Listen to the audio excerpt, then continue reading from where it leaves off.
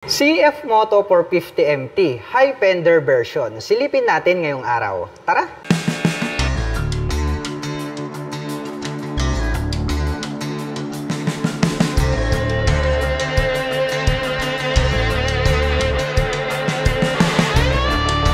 CF Moto 450MT. Ito po ay isang adventure touring bike. At ito po yung kanilang High Fender version. Ito pong kanyang main headlight ay gumagamit po pala ito ng dual projector lights para po dito sa kanyang high beam and low beam. At mayroon naman po siya ritong U-shape na daytime running light. At nakapop up naman po ito pong kanyang mga LED na turn signals. Clear color naman po ito pong kanyang windshield at ito po ay adjustable. At ito po pala ay gumagamit ng KYB na inverted telescopic fork para po rito sa kanyang front suspension. At adjustable po ito pong kanyang compression and damping. At ito po ay equipped with single rotor disc brake with 2-pot caliper na black color. At ito po ay naka-spokes rim set. Ito pong kanyang hub is black color. Itong kanyang alloy rim is black color din po. At ang sukat naman po ng kanyang gulong rito po sa harapan, ito po ay mayroong sukat na 90 by 90-21. At mayroon po pala siyang protection guard dito sa bandang harapan at may added na light reflector. At may nakalagay naman po rito na decal na ABS. Naka-dual channel ABS na po pala. Ito pong ating adventure bike. Magmura po dun sa likuran hanggang dito sa harapan. At ito pong kanyang gulong ay naka-dual purpose pattern tires. Dumako naman po tayo rito po sa bandang itaas. Silipin po natin ito pong kanyang fully digital meter panel display. Naka-TFT na po ito. At meron na din po pala itong USB Type A port. Kaya kung mahilig kayong mag-adventure at napunta kayo sa malalayong lugar, nothing to worry about dahil pwede po kayong mag-recharge ng inyong mga dalang mobile phones or gadgets anytime, anywhere. At ito po ay naka-naked handlebar na black color. At pagdating naman po sa kanyang mga button selectors, dito po sa kaliwa, mayroon po itong high beam and low beam, passing light, at mayroon po siyang navigation button dito. Nandito po yung kanyang turn signal selector at ang kanyang horn. At mayroon po siya ritong ABS na switch. Pwede po palang i-turn on and off yung kanyang ABS kapag kayo po ay nag-adventure. At pagdating naman po rito sa kabila, ang kanyang button selector, mayroon po itong engine kill switch. At nandito rin po yung kanyang electric starter at yung kanyang hazard button. At mayroon na rin po pala itong built-in na handguard. At itim naman po ang kulay nitong kanyang mga brake levers. At ito po ay adjustable. At ito po ay gumagamit ng mechanical key. Pagdating po rito sa kanyang ignition.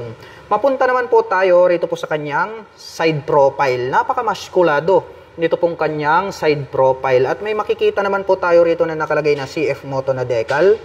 May empty in black color tapos may lining na apple green. And then yung kanyang engine displacement na 450. At ito pong kanyang fuel tank, napakalaki, no? Glossy black naman po siya. Tapos nagkaroon po siya ng touch ng camouflage dito sa itaas. And then silver naman po, ito pong kanyang tip.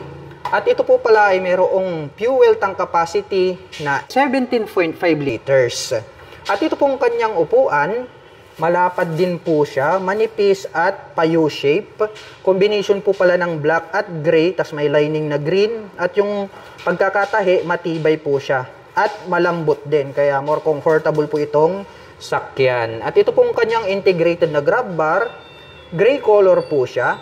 At itim naman po ang kulay nito pong kanyang rear carrier. Mapunta naman po tayo rito sa likuran. Silipin po natin ito pong kanyang taillight. Naka full LED na po ito pong kanyang taillight. Meron po siyang daytime running light na makapal. Nandito naman po yung kanyang brake light. At naka-pop up naman po ito pong kanyang mga LED na turn signals. Mayroon din po itong plate light at added light reflector dito po sa gitna. At ito pong kanyang rear fender ang kanyang nagsisilbing plate holder. At ito po pala ay equipped with 6-speed manual transmission. Mayroon din po itong assist in slipper clutch at quick shifter. At idagdag ko lang po, mayroon na din po pala itong traction control system. At ito pong kanyang side stand ay die-cast po ito at wala po itong center stand. Die-cast din po itong ating pillion step para sa ating rider. Meron po siyang rubber cover on top. At ganun din po, die-cast din po yung ating pillion step para sa ating back rider with rubber cover on top. At ang CF Moto 450MT ay meron po itong 820mm na seat height up to 870mm na seat height. Dahil nga po ito ay adjustable. Ngayon naman po isusubukan nating sakyan para malaman natin kung gaano nga ba kataas ang adventure bike na ito. Para po sa mga magtatanong, ang aking height is 5'6". Makikita nyo naman, tiptoe tayo, kunting-kunti lang naman, halos maglapat pa yung ating mga paa into the ground. Kaya masasabi ko na more comfortable po ito para sa mga tulad ko na 5'6" in height. At para naman po sa mga kababayan natin na hindi naman masyado katangkaran, sa tansya ko naman ay kayang-kayang i-maneuver po ito na mga 5'3" and above. At napansin ko lang, mayroon na rin po pala siyang alloy na engine guard. Para just in case po na kapag kayo po ay namundok ay hindi po matatalsikan ng bato, magagasgas at mababasag yung inyong engine dahil mayroon na po siyang engine protector. At ito pong kanyang swing arm ay die-cast na rin po ito na black color at mayroon din po siyang integrated na chain protector. Mapunta naman po tayo rito sa kabila. Ito po pala ay gumagamit ng single rotor disc brake with single path caliper na black color. At ito po ay naka-spokes rim set. Itim po ang kulay nito pong kanyang alloy rim. At ang sukat naman po ng kanyang gulong rito sa likuran, ito po ay mayroong sukat na 140/70-18. At ito po ay naka-dual purpose pattern tires. At ito pong kanyang stock pipe, sporty looks yung kanyang dating. Combination po pala ito ng black and then stainless steel po pala. Itong kanyang elbow hanggang dito sa kanyang body. At black color naman po ito pong kanyang tip. At mayroon naman po itong single exhaust. At pagdating naman po rito po sa kanyang rear suspension, ito po pala ay gumagamit ng monoshock absorber. White color po yung kanyang coil spring. At na-adjust po yung kanyang preload at rebound. Itim po ang kulay nito pong kanyang canister. At black color din po ang kulay nito pong kanyang die-cast na foot brake.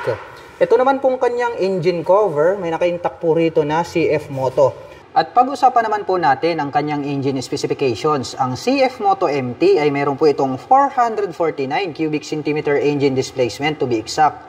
Naka-inline 2-cylinder, dual overhead cam, 4-stroke with 4 valve per cylinder. At nakakapag-provide naman po ito ng maximum power na 31 kW at 8,500 RPM. Habang nakakapagbigay naman po ito ng maximum torque na 42 Nm at 6,500 RPM.